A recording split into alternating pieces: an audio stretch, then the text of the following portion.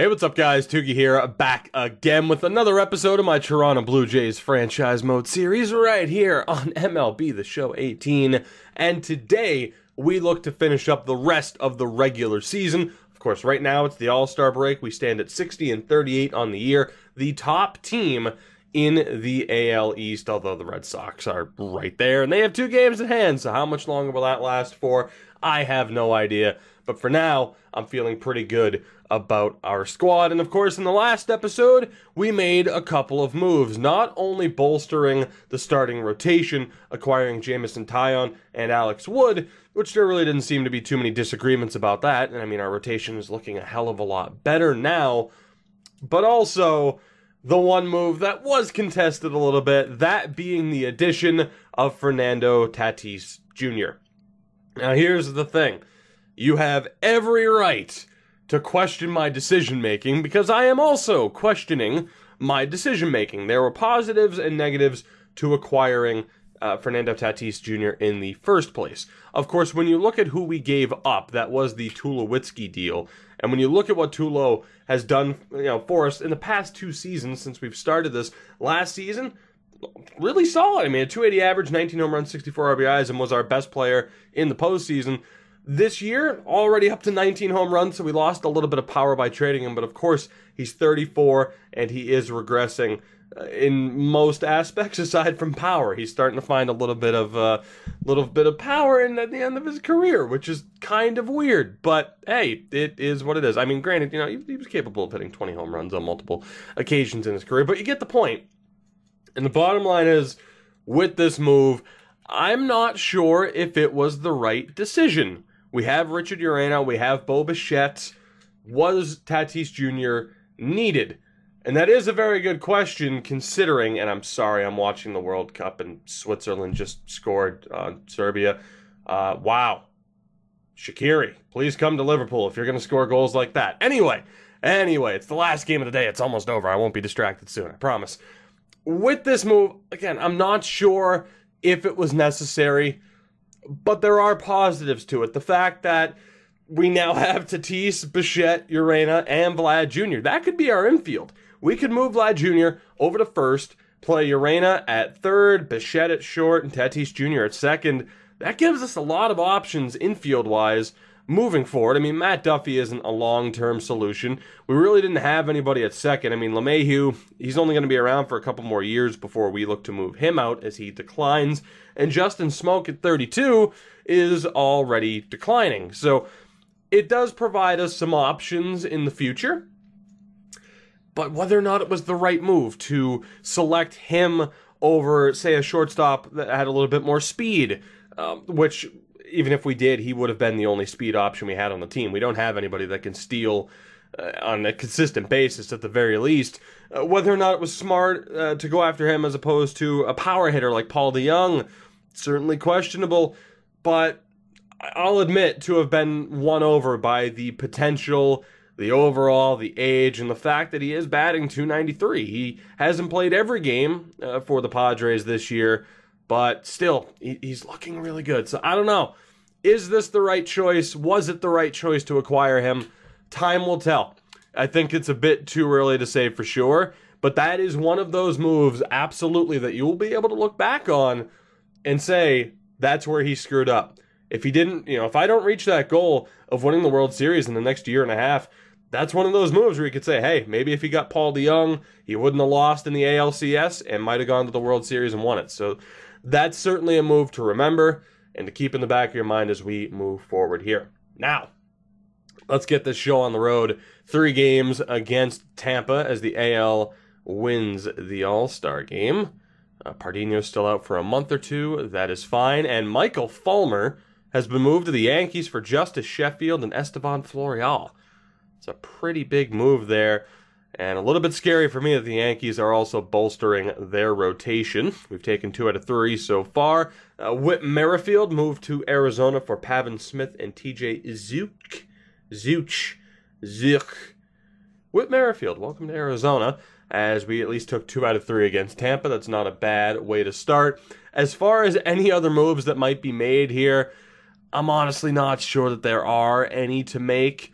I mean, I mentioned Justin Smoak declining. I'll probably keep him for this season. I mean, I'm not really sure what else we would want to do. The outfield feels like it's set. I mean, we have a little bit of depth. Pierce, Verdugo aren't great options, but hey, Vlad Jr. could go out and play right field, so that is also an option. I feel like we're set, and then, of course, Solarte's been amazing this season, so I feel like we're good to go.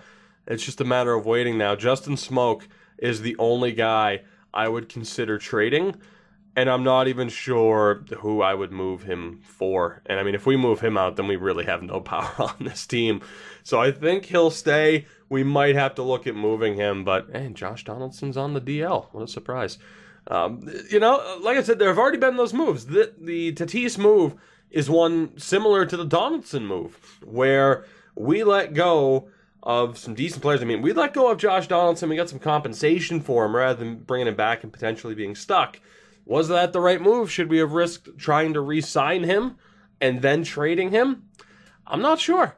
That's what I like, though, is already, just because of the nature of taking over this team, as we are dealing with quite a few injuries, although DJ LeMahieu is back, we just lost 3 out of 4 to the Yankees, which, again, scares the hell out of me. If we could avoid them in Boston, I would be just so happy.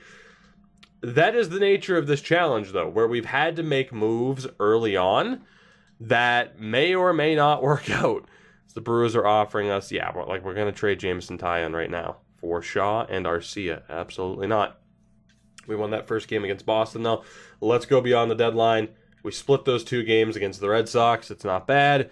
4 games against Seattle. I'm not worried about any of the waivers. Rosenthal's roughed up a little bit. And we just swept a 4-game series against the Mariners. I will take that. We're up to 71 wins on the year.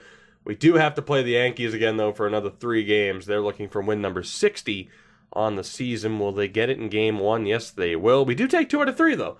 So a little bit of vengeance and redemption there. We're up to 73 wins on the season.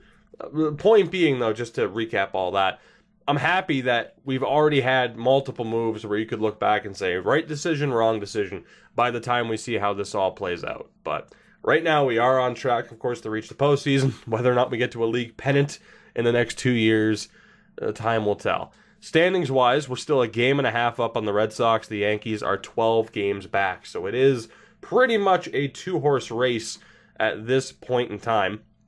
And wild card-wise, we'll still be well above Houston and Texas. So we are in a very good spot right now.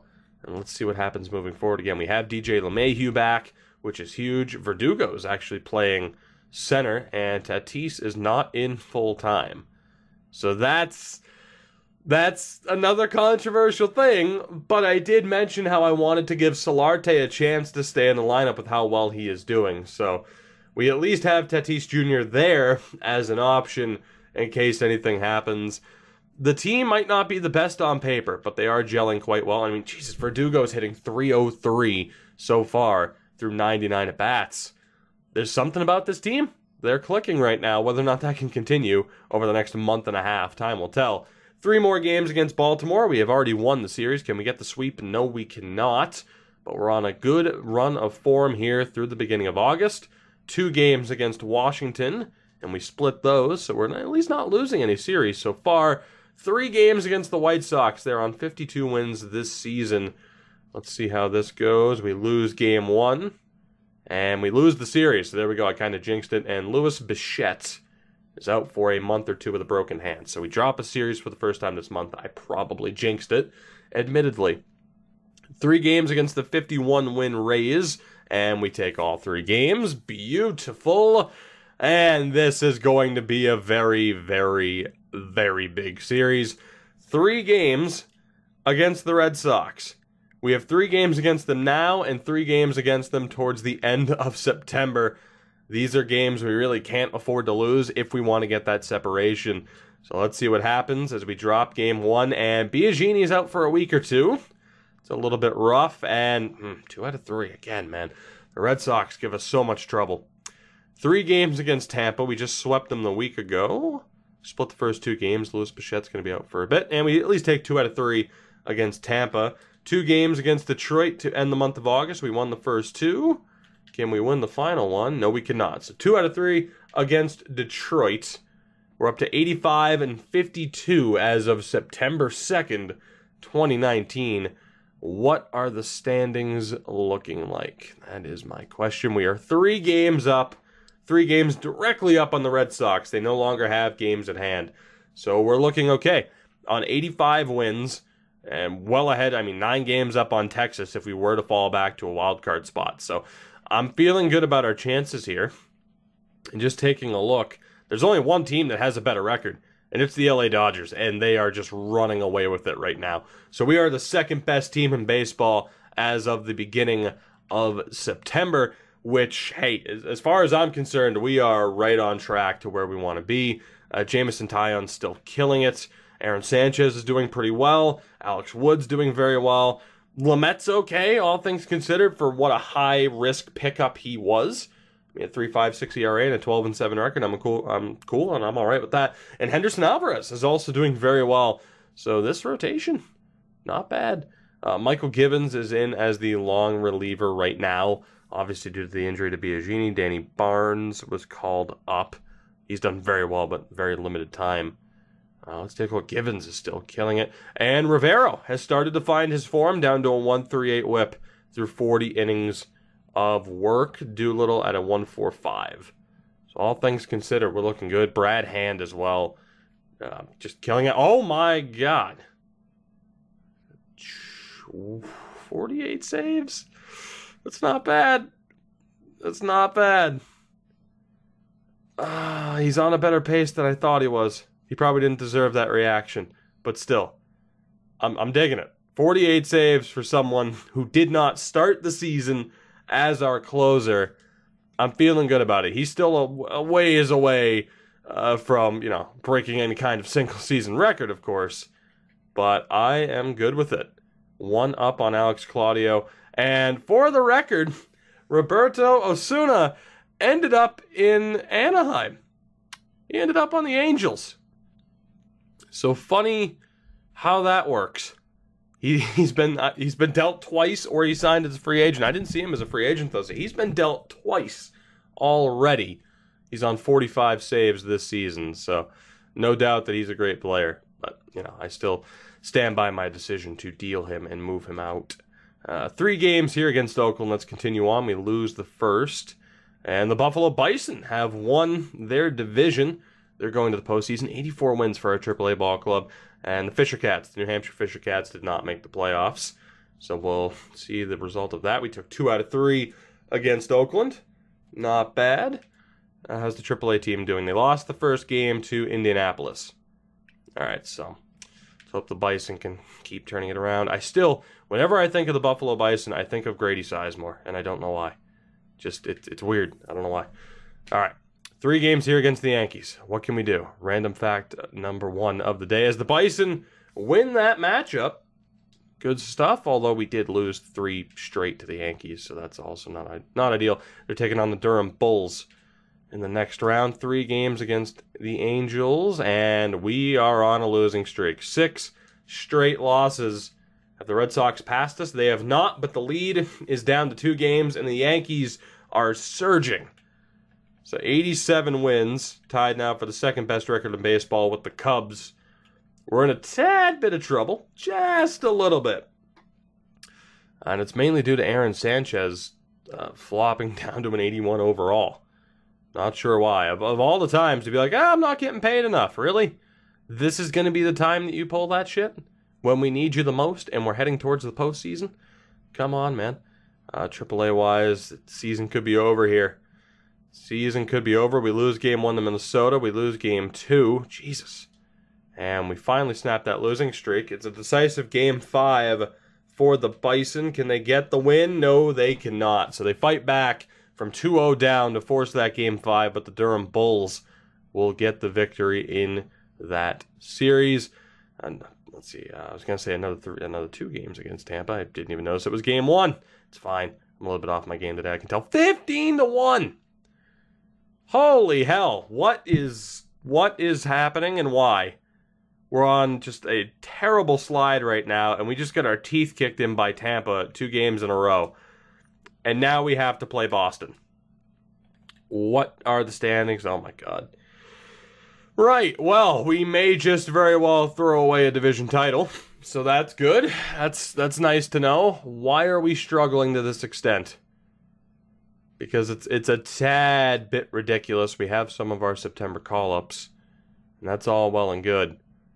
But I'm not too happy about this. I'm surprised Bo Bichette wasn't called up. Solarte's down to a 74. Oh my god. Like, really? Now's the time that a lot of people are just going to be pissed about the money? Can we not collapse here? That'd be cool. Justin Smoke's batting .222. Jesus. You watch as this team just collapses before we get to the postseason. What a disaster that would be. 3 games against Boston. The winner could very well win the AL East. And we take 2 out of 3, which is a massive surprise. 72 win Baltimore and the 82 win Texas Rangers are our final 2 opponents this season. I gotta admit, I gotta take a breather. I'm getting nervous. I'm getting a little bit nervous. Huge series against the Red Sox, but we're only 2 games up. 6 games left to go. We have clinched a postseason appearance, though, so that's tremendous, obviously. Our yearly goal has been accomplished. But what about our chances at success moving forward? 3 games here against Baltimore. Alvarez, Lamet, and Wood. What can you guys do? You can win 2 out of 3. Dinelson, Lamet didn't fare so well there, but that is okay. 4 games against Texas to end this season.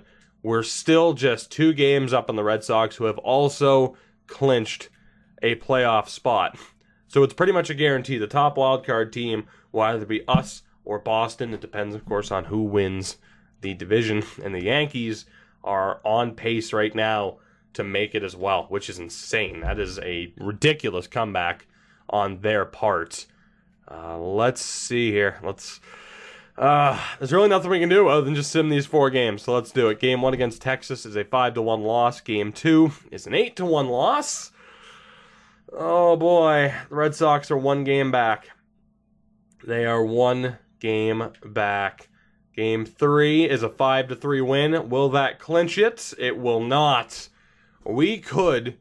Would it be off of tiebreaker or a 1-game playoff? I don't even know. I don't want to find out. Please just win this final game.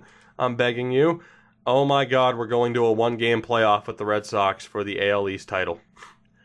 I cannot believe this. We were cruising, and we lose 3 out of 4 to Texas. And now it's a 1-game playoff against the Red Sox. Oh my god, really? Really? This is what we're doing? This is how this is going to go down. The Yankees are not officially in, which is weird because they should be. Or are they? How are they not officially in? I guess because it just hasn't been decided between us two. I don't know. This might as well be a playoff game. Brad Hand and Osuna were the top 2 in saves, by the way. Go figure. Osuna was able to catch up to Brad Hand. Had Hand played the full season, he might have broken the save record. He might have. Alex Wood and Eduardo Rodriguez. It's a 1-game playoff for the AL East title. Let's jump into it. Wood is 13-11 with a 2.86. Rodriguez 13-10 with a 3.63. Let's go. They have a better batting average. We have a lower ERA. The winner gets the bragging rights and gets that title. This sucks. This sucks. At least we're going to have Jameson Taillon ready for either the wild card game playoff or whatever the hell we're going to be going up against. Our lineup is as followed: Polanco, Peralta, LeMahieu, Sheebler. I'm going with Sheebler this time still. Kendrys Morales is in at first, which is a scary thought. Vlad Jr., Grichuk, Miea, and Tatis Jr. So no Justin Smoke. I'm a little bit concerned here about what players we have that are underperforming to an extreme level as we have approached the postseason. This final month has been an absolute disaster for us, but we have a chance to redeem ourselves here.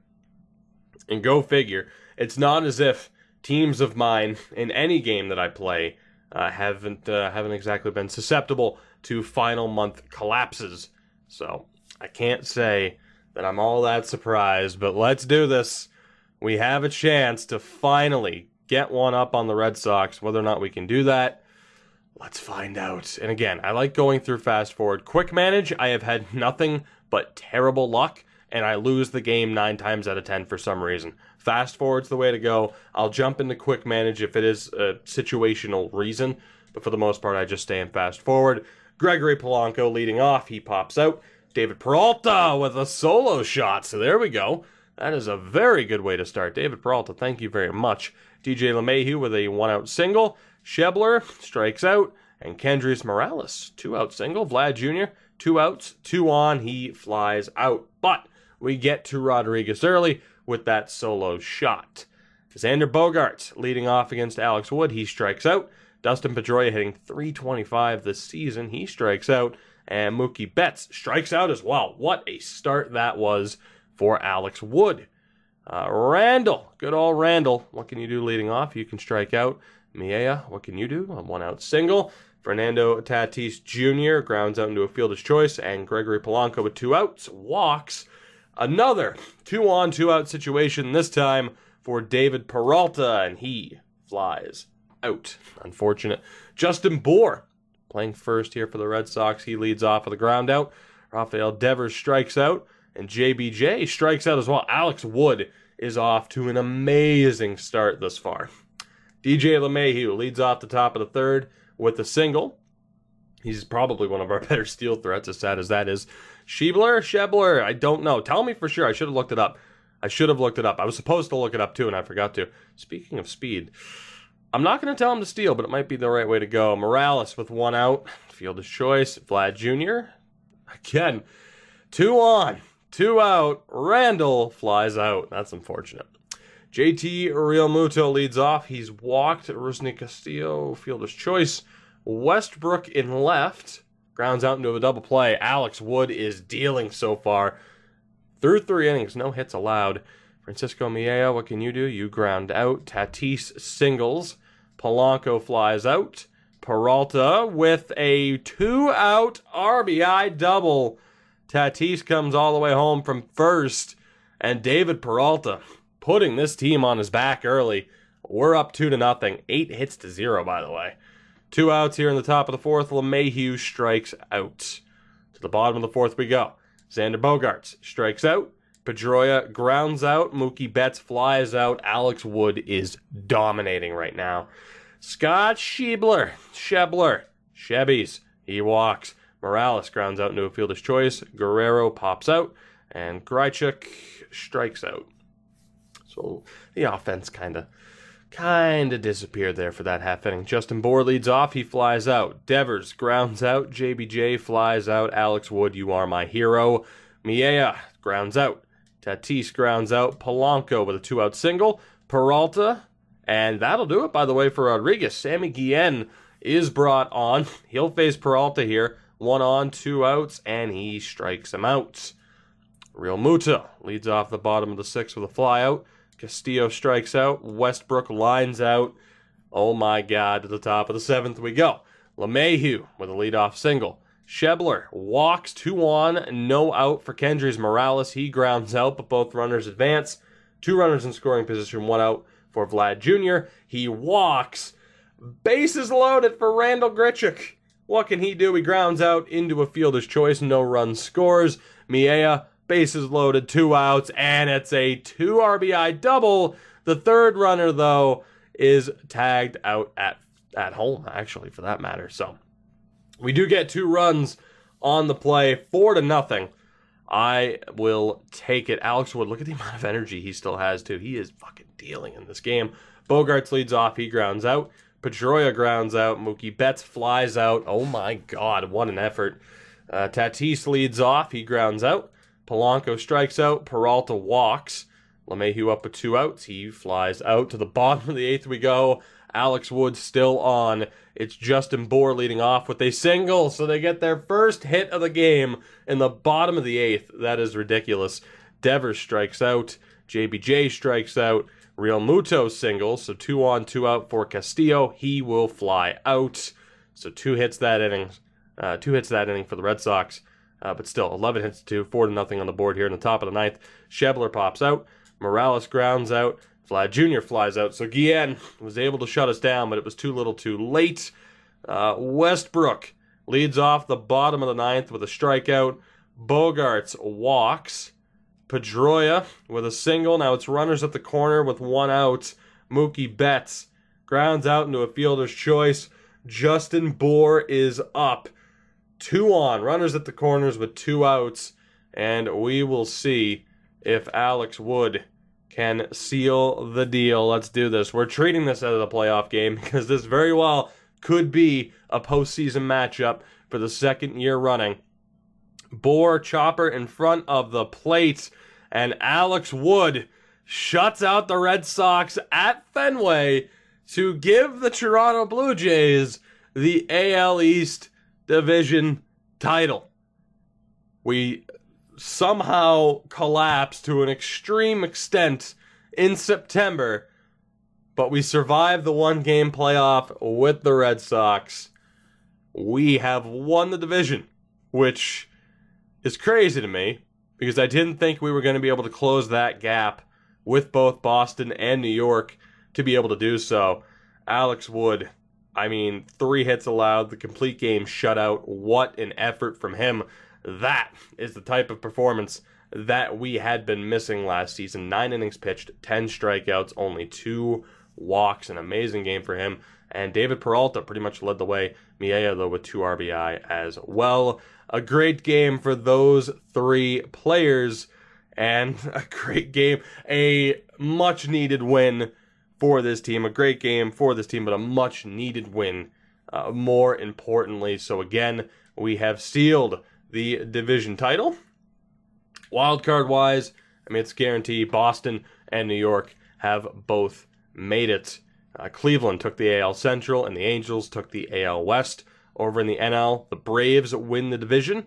The Phillies and Nationals have both made the playoffs as well, though the Cubs take the NL Central, and the Dodgers take the NL West. So there you go. It looks like the Giants are just going to miss out. What else do we want to look at here? You know what? Player of the Month award for the hell of it. I just want to see. Do we have any shout-outs? Any shout-outs? Any acknowledgements of amazing young players like Vlad Jr.? Rookie of the Month in June. That's about it. Brad Hand was the Pitcher of the Month in April. Of course, that's before we acquired him, but damn it, we'll take credit for it, is the point. Player stats, we'll look at all that in a minute. Team rankings, I have to wonder. Batting average, we were very much not up there. 14th in the league. Huh. Well, damn, what are you going to do? League leaders, Tommy Pham with a straight 3 average. Good Lord. Pedroia was up there, Bogarts was up there, Mookie Betts was up there, Vlad Jr. just shy of batting 300. But still a great season for him in his rookie year. Should be the Rookie of the Year, I would have to imagine. Aaron Judge and Stanton top 2 in home runs. No real surprise there. Also the top 2 in terms of RBI this season. D. Gordon stole the most bases to the surprise of absolutely nobody who knows his stats. The wins leader was James Paxton. Aaron Sanchez, though, second in wins. I would not have guessed that. Not at all, but I'll take it. And Brad Hand tied Roberto Osuna for the most saves. So I know immediately someone's going to be like, see, you should have kept Osuna. Imagine how much better your team would be with him. And you're probably right. But still, ERA leader was Chris Sale. All right, cool. I'm you know what? I got to admit, I'm mainly concerned about our team. That's the only thing I can worry about right now because of the struggles that we had down the stretch. Jameson Taillon, 9-8 record. What the hell am I looking at here? 2.75 ERA on the season. Up to a 90. 88 overall, up to a 90. Strong season. I'm happy with that. Of course, how well he did before we acquired him. The answer is not that well. But still, a strong season from him. Dinelson Lamet, a little bit high on the ERA there. 12-10 record. He definitely struggled down the stretch. Aaron Sanchez, 17-7 with a 3.2 ERA. Strong year from him. Henderson Alvarez was 12-9 with a 2.96. Strong year for him. And Alex Wood I mean, will definitely be up in the rotation. We'll try to get him as many starts as possible after that performance. 14-11 with a 2.74 ERA. And then bullpen-wise, the main guys to look at, Rosenthal, again, someone else who really struggled down the stretch. As you notice, the whip really dropped off for him, up to a 1.6. So Rosenthal really fell off the last half of the season. He had a lot more work this season than last year, but still, that is a sharp decline for Rosenthal. Givens still finished at below a 1.0 whip. He finished at a .95 with 102 innings of work. So, my God, he was the go-to guy coming out of the bullpen, and he lived up to the hype. Felipe Rivero was able to shake off a pretty poor start. He ended up finishing with decent numbers, I'd say. Sean Doolittle at a 1.21 whip, not bad. 27 innings of work. And then, of course, Brad Hand, spectacular season, 56 saves. A great effort from him. Liam Hendricks as well. Really good numbers there. I'm happy with that. Biagini, good numbers for him as well. Made it a little bit possible to just go out and shop that extra starter to have him as the long reliever.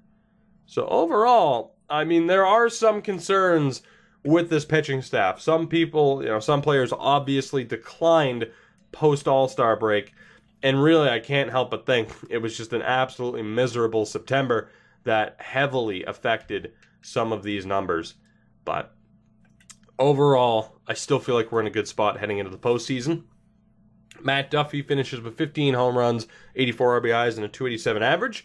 So I still think he was a half-decent pickup. David Peralta, 25 home runs, 84 RBIs, and a 284 average. So, of course, we acquired him last year, and I still say that was worth it. He dropped off a little bit. I mean, the numbers were up, the average dropped, so I'm okay with that. That's a fair trade-off for him. DJ LeMahieu, our big free agent acquisition, missed a decent amount of time this season. Only 8 home runs, 32 RBIs, and a 255 average. Still, though, played significantly less games. He missed quite a bit of time. Those numbers, though, really dropped off. That is not what we were hoping for from DJ LeMahieu. So we'll see if he can turn it around postseason-wise, but that is quite disappointing. At the very least, though, to have he was a big money acquisition, but nowhere near the level of $20 million plus, $25 million plus.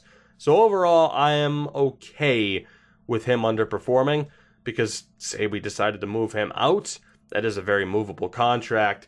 Randall, 16 to 231. Not too bad. I'm all right with it. Polanco, good season. 16 home runs, 70 RBI, and a 251. Vlad Jr. as a rookie absolutely killed it. No complaints there. Solarte, again, an amazing season. 258 average. Very happy with what he was able to do this season. Squeaky chair, you want to keep making your presence known? There we go. Enjoy the squeak. Miea, 275 average, 18 home runs, 65 RBIs. Not bad, up to an 88 right now. And Justin Smoke, really disappointed. Really disappointed. I said I didn't want to move him at the deadline. Maybe I should have. Maybe I should have gotten an upgrade at first. Maybe I should have. There's a really good chance this is his last season here. I'm not going to be afraid. Now, I don't necessarily want to get into the habit of editing players, right? Obviously, there are certain outfielders where it's like, okay, why is he an outfielder? He should clearly be an infielder. I don't want to get in the habit of doing that. It could make sense, though, to move Vlad Jr. over to first just to, get Justin Smoke out of there because he is declining at a rapid rate. And then bench-wise, Fernando Tatis still did incredibly well. 293 average on the year. Steve Pearce coming off the bench, 242, 4 home runs, 11 RBIs. I'm good with that. Verdugo hit 253. So for someone who I didn't expect to pick up at all, I'm not too upset with that. Schebler, 272, 14 home runs, 55 RBIs. We might have to get him into the lineup full-time. And Morales did pretty well coming off of the bench as well. Let's get that confirmation in the postseason. We're taking on the Indians in the division series. That is kind of scary. It was that or having to go through the wild card game. So we will be playing Cleveland. The Yankees and Red Sox battle in the wild card, and the winner there plays the Angels. Over in the NL, it's Philadelphia and Washington in the wild card. The winner plays the Dodgers. Good luck with that. Atlanta plays Chicago. So that is the postseason setup. And I do quickly want to take a look over the roster at the moment just to see what we should be looking at here. I'd still probably go with Leno as backup catcher. It's obviously not as big of a deal.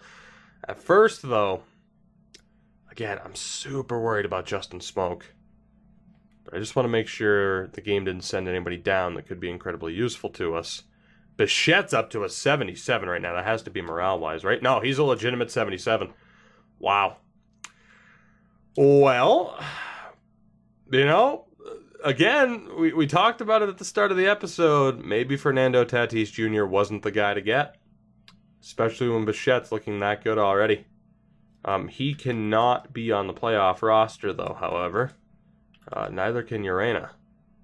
So, that's interesting. It raises some questions for the future. And let's see here. Peralta and Pierce I'm fine with. Verdugo. Wow, it sent down Grichuk and Schebler. That's not good. So, Verdugo, you did all right. I'm still going to take you off of the playoff roster, though. Let's make sure Grichuk, why is he not eligible for the postseason? Only players on the active roster. He was on the active roster. What the fuck are you talking about?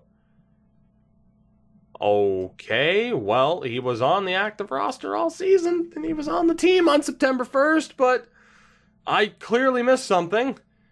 And we're stuck with Verdugo at center. Neat. At least he wasn't terrible. More than likely, I'll probably just play Vlad Jr. at right now. What the hell? What did I miss? Again, not eligible for the postseason roster. Only players on the active roster are DL as of September 1st. He was on the active roster all season. What did I miss? And why? Damn it. Well, that sucks. And maybe I should have been a little bit more careful. I swear to God, if you don't give me Doolittle. Alright, good. At least that's set. We have 1, 2, 3, 4, 5, and 6. So Barnes is more than likely going to be the guy that I drop. I'll probably keep Rosenthal. Actually, starter-wise. 2, 3, 4, 5. So where is... how do we have too many people? I mean, Biagini as the long reliever makes sense. I'm going to drop Barnes from the playoff roster once we bump up Doolittle. Just because it makes sense. And then we're still at 25. Never mind, we're good. I'm sorry. I'm losing my mind because of that, that little chestnut about what our current situation is. Let's go ahead and have Alex Wood as the second guy. Of course, in the next episode, we're just going through the postseason. We'll be dealing with our first round matchup against Cleveland. And that is indeed going to be the rotation that we try to stick to. Biagini as the long reliever. I'm good with that. He's a little bit upset for some reason, but, what are you going to do? And then bullpen-wise, I am good with that setup. Rivero's unhappy with not being the closer, but it is what it is. Overall, it's not too bad. And then lineup-wise, I mean, the game has kind of forced my hand. I feel like Vlad Jr. has to play in right now. Move Polanco over to center. And that way we get Fernando Tatis into this lineup. Again, what did I miss there and why? Because, like I mentioned, I haven't had this issue. I don't know why it's saying Grichuk isn't eligible. Schebler, I'd understand.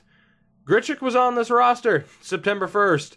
Unless the AI... Oh, fuck me. A few moments later. Alright, well, if there's a filthy jump cut there, I'm sorry. I tried to back out, admittedly, to see if I could go back to re-record this episode. I can't. It auto-saved as of the moment that we made the playoffs. So, yeah. This lineup is what it is. There's really nothing I can do. The only thing I can think of that might have happened would be that on September 1st, the game called up and sent some people down without my knowledge.